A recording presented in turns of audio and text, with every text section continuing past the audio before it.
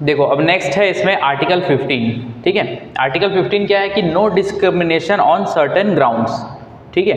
तो कुछ ग्राउंड्स है जिसके ऊपर स्टेट जो है डिस्क्रिमिनेट नहीं करेगा किसी भी इंडिविजुअल के साथ, ठीक है। तो लिखो इसमें the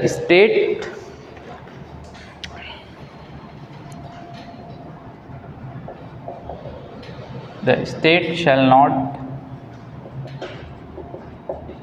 discriminate against the citizen, ठीक है। यहाँ पे देखना, यहाँ पे क्या लिखा है मैंने, सिटीजन्स, कैपिटल में नहीं लिखा है, सिटीजन लिखा हुआ है, ठीक है। सिटीजन लिखा हुआ है और सिटीजन यहाँ पर लिखा हुआ है, लेकिन आर्टिकल 14 में मैंने क्या लिखा था, पर्सन, ठीक है। तो article 14 is applicable for citizen as well as aliens and article 15 is applicable only for the citizens, ठीक है।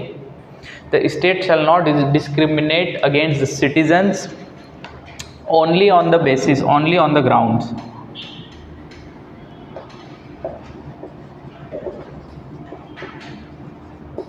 ओनली ऑन द ग्राउंड्स या फिर ओनली ऑन द बेसिस, ठीक है। तो क्या क्या है वो बेसिस, क्या क्या है, religion, race, caste, sex, place of birth,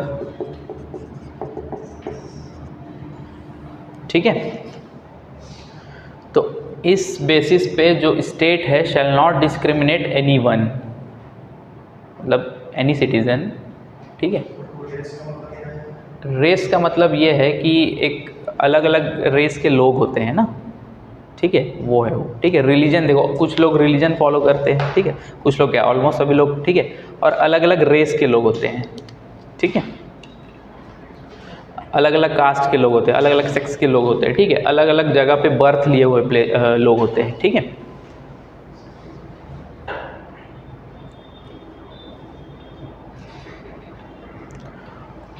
और एनी ऑफ देम, ठीक है, इन सारे पे या फिर एक किसी भी एक में से, ठीक है। State shall not discriminate any citizen, ठीक है। लेकिन इसके अलावा किसी और चीज में डिस्क्रिमिनेशन कर सकती है स्टेट, ठीक है। इसके अलावा किसी और चीज में डिस्क्रिमिनेट कर सकती, बता रहा हूं, ठीक है। तो ये फर्स्ट तुम्हारा पॉइंट है किसका, आर्टिकल 15 का, ठीक है। अब इसमें एक नोट याद रखना कि every different treatment is not discrimination,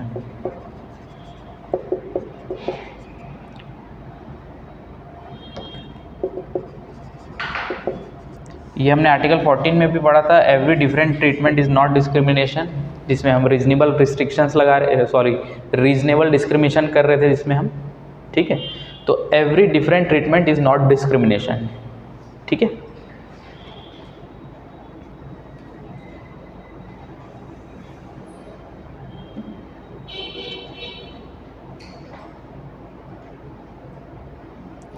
तो इसमें क्या है कि स्टेट जो है वो क्या कर सकता है, पॉजिटिव और पॉजिटिव एक्शंस के बेसिस पे या फिर अफर्मेशंस एक्शन जो है, ठीक है, अफर्मेटिव एक्शंस के बेसिस पे डिस्क्रिमिनेशन कर सकता है, ठीक है। एग्जाम्पल सोचो, स्टेट लिखो, स्टेट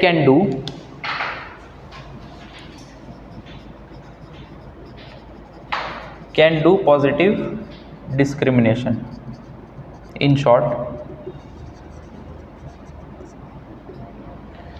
ठीक है। अब इसका एग्जाम्पल क्या है,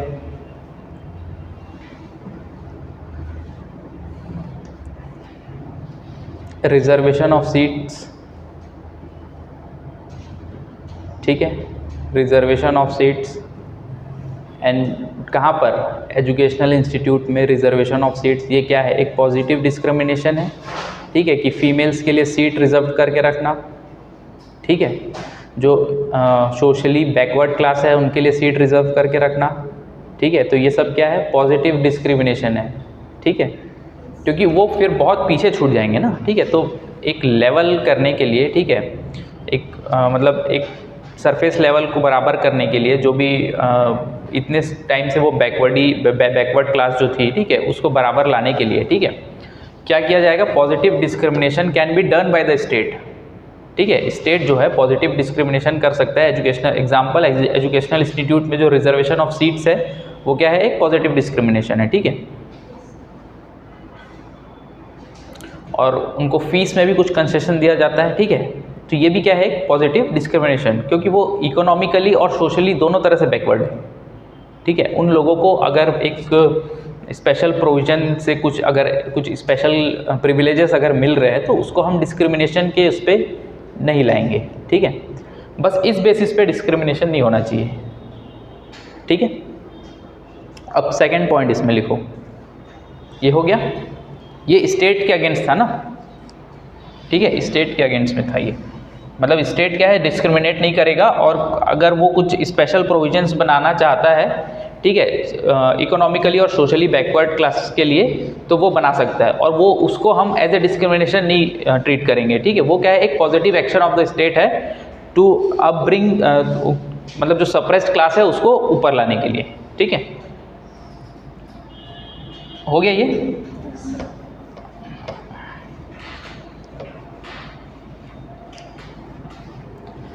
अब देखो इसमें सेकंड पॉइंट लिखो, नो सिटीजन्स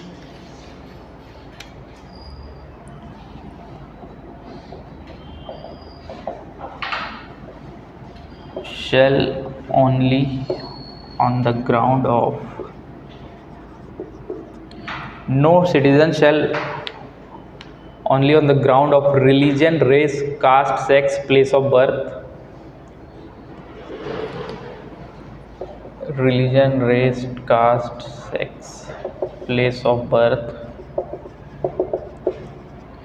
ठीक है, be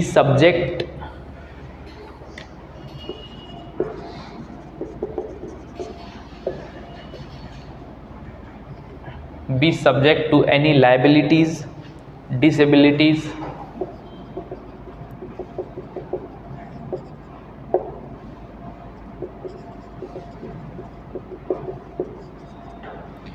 be subject to any liabilities, disabilities and restrictions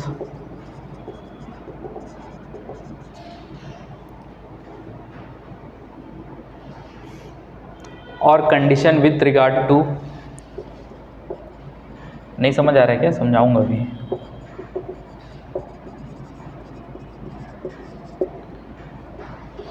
पहला लिखो, एक्सेस टू शॉप, मतलब कोई भी सिटीज़न इन बेसिस पे, ठीक है, किसी भी दूसरे सिटीज़न को ये सारी चीज़ों के लिए रिस्ट्रिक्ट और रिस्ट्रिक्ट और लायबिलिटी और डिसेबल्ड नहीं कर सकता, ठीक है। तो पहला है एक्सेस टू शॉप, मतलब कोई भी शॉप में जाने से नहीं रोक सकता, ठीक है। Public restaurants, hotels, place of public entertainment, ठीक है। एक्सेस टू शॉप, रेस्टोरेंट्स और पब्लिक एंटरटेनमेंट, इन सारे जगह पे जाने से नहीं रोक सकता, ठीक है। अब उसमें लिखो सेकंड पॉइंट, बी लिखो, use of wells, tanks, bathing ghats, use of well, tanks, bathing Ghats.